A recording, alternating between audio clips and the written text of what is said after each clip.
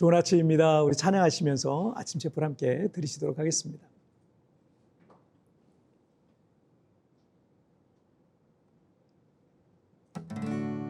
계절은 흐르고 꽃은 피고 져도 시들지 않은 생명이 있네.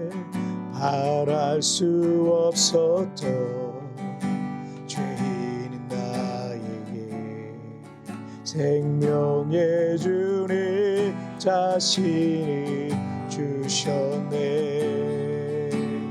나의 삶은 내 주 예수의 것이니 내 생명 다해 예수로 살리.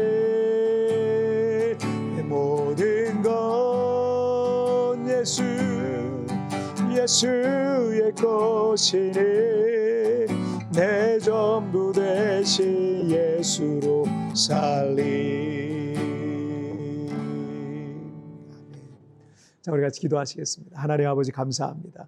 오늘도 하나님 앞에 예배하며 이 하루를 시작합니다. 날마다 말씀으로 나를 거룩하게 하여 주시고 하나님께 더 가까이 나가는 시간이 되도록 주님 축복하여 주옵소서. 감사하며 예수님의 이름으로 기도하옵나이다. 아멘. 오늘 우리에게 주신 하나님 말씀은 창세기 25장 27절부터 34절까지의 말씀 제가 봉독해 올리도록 하겠습니다. 그 아이들이 장성하며 에서는 익숙한 사냥꾼이었으므로 들사람이 되고 야곱은 조용한 사람이었으므로 장막에 거주하니 이삭은 에서가 사냥한 고기를 좋아하므로 그를 사랑하고 리브가는 야곱을 사랑하였더라. 야곱이 죽을 수 없더니 에서가 들에서 돌아와서 심히 피곤하여 야곱에게 이르되 내가 피곤하니 그 붉은 것을 내가 먹게 하라 한지라. 그러므로 에서의 별명은 에돔이더라. 야곱이 이르러 형의 장자의 명분을 오늘 내게 팔라. 에서가 이르되 내가 죽게 되었으니 이 장자의 명분이 내게 무엇이 유익하리요. 야곱이 이르되 오늘 내게 맹세하라. 에서가 맹세하고 장자의 명분을 야곱에게 판지라.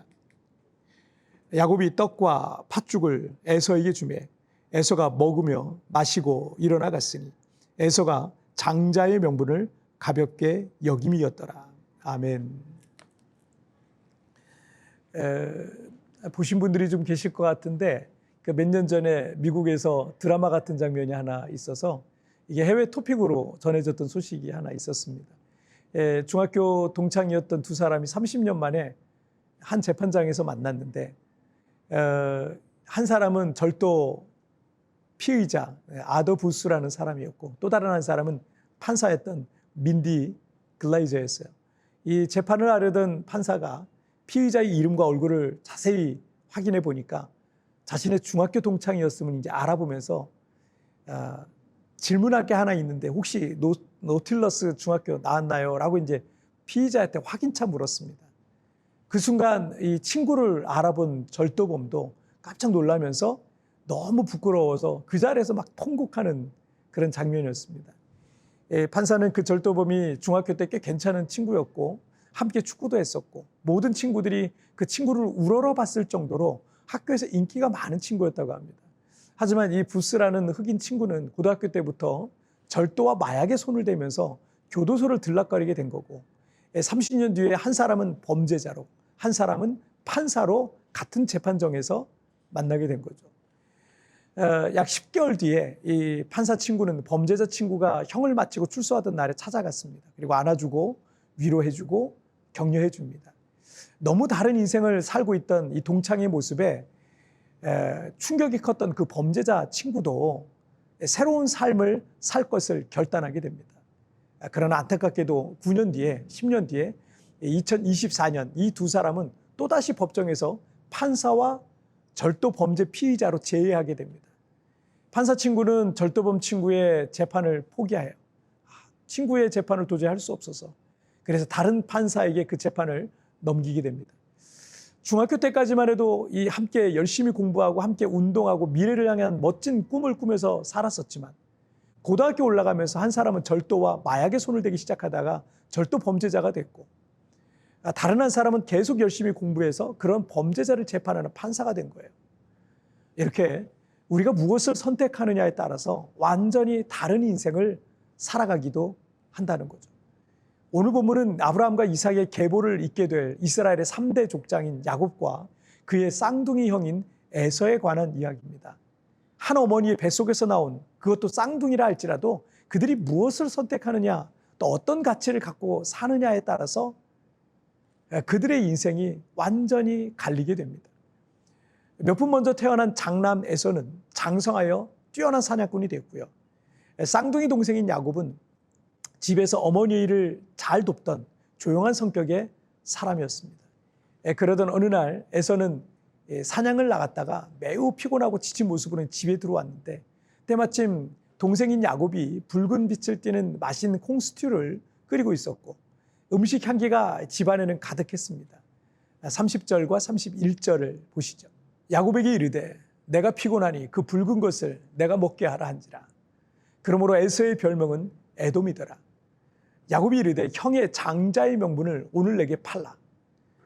에서는 사냥터에서 막 돌아와서 너무 지쳐 있었고 배가 무척 고팠었습니다. 그런데 집에 들어서자마자 맛있는 콩스튜 향기가 집안에 가득했고 쌍둥이 동생인 야곱에게 야곱, 나 사냥 다니느라 너무 지쳤다. 형한테 한 그릇 가져와라 라고 이렇게 얼마든지 그 형 동생 사이에 말할 수 있는 거 아니겠어요? 평상시 같으면 야곱이 형 에서에게 당연히 한 그릇 나눠줄 수 있었을 겁니다. 하지만 야곱은 형 에서에게 이상한 제안을 하고 있는 거예요.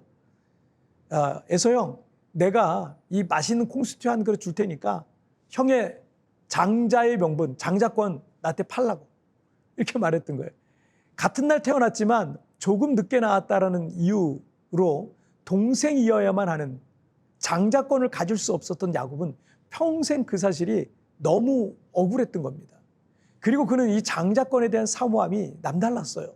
그래서 쌍둥이를 나올 때 형 에서의 발 뒤꿈치를 잡고 따라 나왔거든요. 그래서 야곱이라는 이름 뜻이 그런 뜻이에요. 그래서 농담 반 진담 반식으로 에서에게 그 콩스튜 한 그릇하고 장자권을 바꾸자 했던 겁니다. 말도 안 되는 거래죠. 어떻게 콩죽 한 그릇하고 장자권을 바꿀 수 있겠습니까? 이 상황은 정말 장난처럼 흘러갔던 대화였을 것 같아요. 하지만 그렇다고 야곱이 형을 속인 건 아니죠. 말도 안 되는 그 돈을 주고 정말 말도 안 되는 돈을 주고 뭐든지 사고 팔았어도 거래는 뭐 거래인 거잖아요.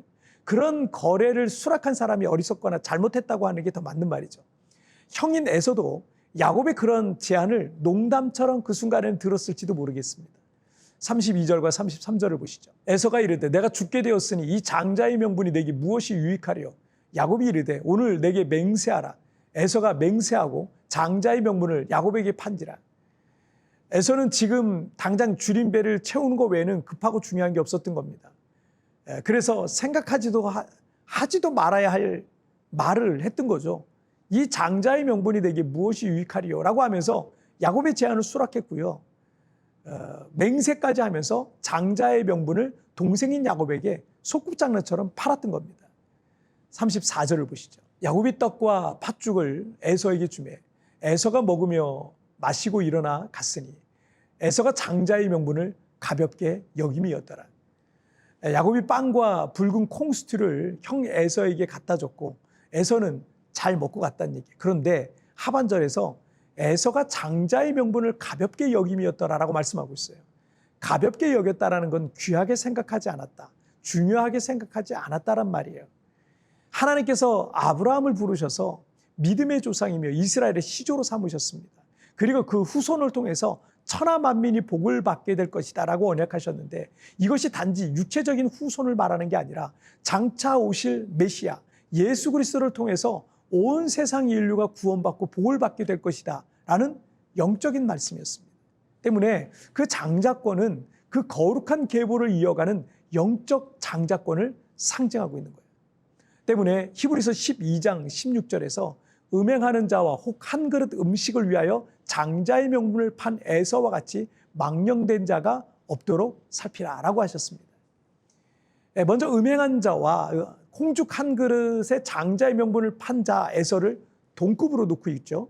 이것을 망령된 자라고 말씀하고 있습니다.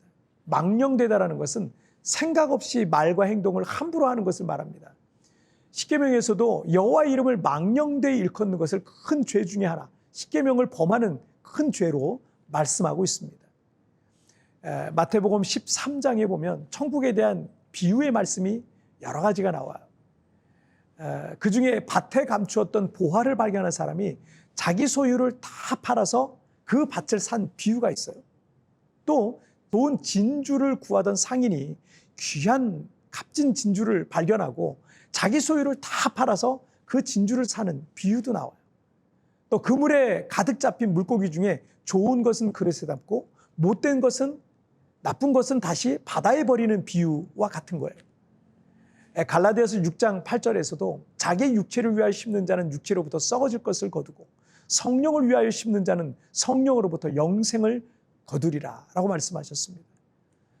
자, 이것은 영적 가치와 세상적 가치 중에 무엇에 더 큰 가치를 두는가라는 질문을 우리에게 던지고 있는 겁니다. 그것으로 인생이 갈린다는 거예요.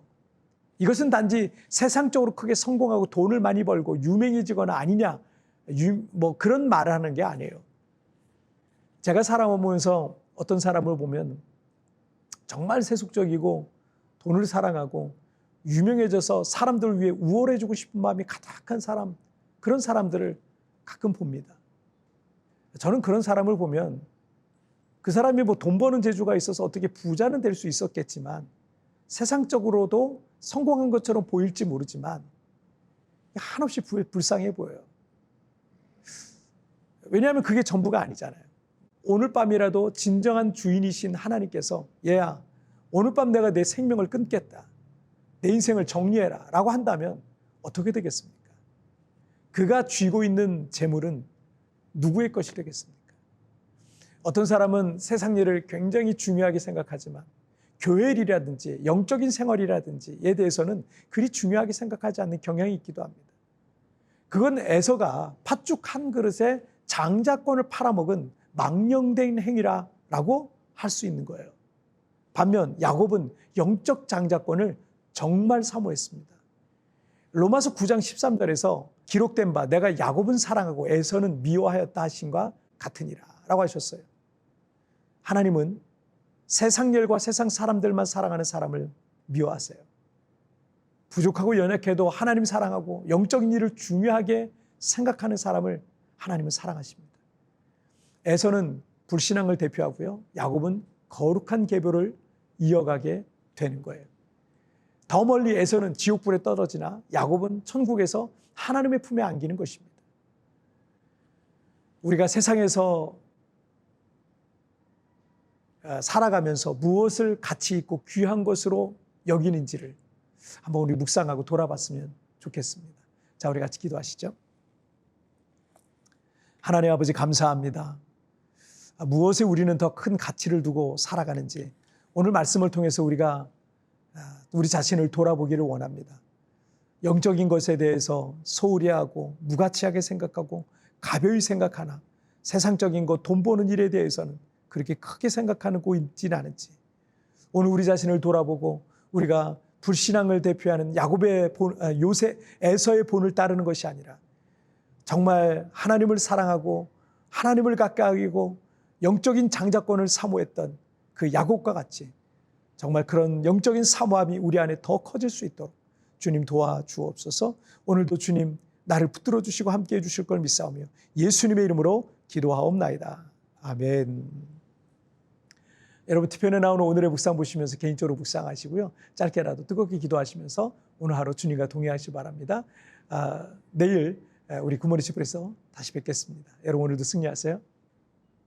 하나님은 세상 일과 세상 사람만 사랑하는 사람을 미워하시고 부족하고 연약해도 하나님을 사랑하고 영적인 일을 중요하게 생각하는 사람을 사랑하시는 겁니다. 내가 무엇을 귀하고 중요하게 생각하는지 나의 가치관을 묵상해 봅시다.